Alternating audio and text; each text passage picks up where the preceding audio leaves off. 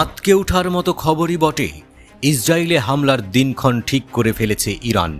Israeli গোয়েন্দারা যে তথ্য পেয়েছে তাতে একেবারেই স্বস্তিতে নেই নেতানিয়াহু প্রশাসন। ইরান প্রতিশোধমূলক হামলা একাই চালাবে না, সাথে থাকবে আরও একটি শক্তিশালী সামরিক বাহিনী।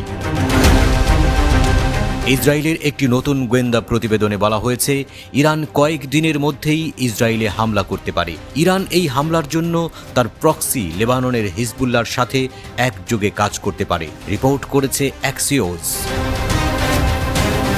প্রতিবেদনে দুটি সূত্রের উদ্ধৃতি দেওয়া হয়েছে। ইসরায়েলি গোয়েন্দারা ইঙ্গিত দিয়েছে, গাজা যুদ্ধবিরতি আলোচনার আগে ইসরায়েলে ইরানের আক্রমণ শুরু হতে পারে। এর আগে ধারণা করা হয়েছিল তেহরান স্বাধীনভাবে ইসরায়েলে হামলা করবে, তবে এই প্রতিশোধ অভিযানে ইরানের সাথে যোগ দিচ্ছে হিজবুল্লাহ।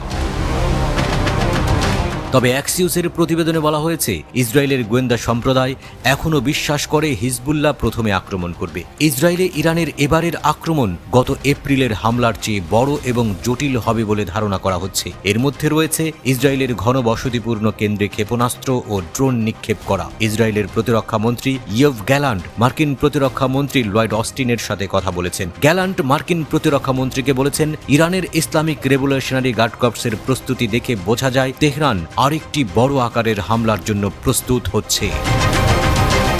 ইরান তেহরানে হামাস নেতা ইসমাইল হানিয়াকে হত্যার জন্য ইসরায়েলকে দায়ী করেছে এবং কঠোর প্রতিশোধের হুমকি দিয়েছে। বৈরুতে ইসরায়েল হিজবুল্লাহর কমান্ডার ফুয়াদ শুকরকেও হত্যা করে। লেবাননের গোষ্ঠীটিও একটি উল্লেখযোগ্য প্রতিক্রিয়ার হুমকি দিয়েছে। ইসরায়েল প্রতিরক্ষা বাহিনীর মুখপাত্র ড্যানিয়েল হ্যাগারি টুইট করেছেন, সেনাবাহিনী ইরান এবং হিজবুল্লাহকে নিবিড়ভাবে পর্যবেক্ষণ করছে এবং সর্বদা পরিস্থিতি পরীক্ষা করছে।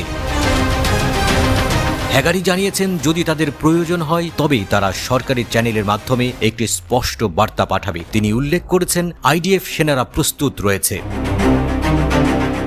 গত 13 এপ্রিল ইরান ইসরায়েলকে লক্ষ্য করে 300টিরও বেশি ক্ষেপণাস্ত্র এবং ড্রোন দিয়ে একটি বিশাল আক্রমণ করেছিল। ইসরায়েল তার মিত্রদের সামরিক বাহিনীর সহায়তায় ওই ক্ষেপণাস্ত্র এবং ড্রোনের বেশিরভাগই আটকাতে সক্ষম হয়।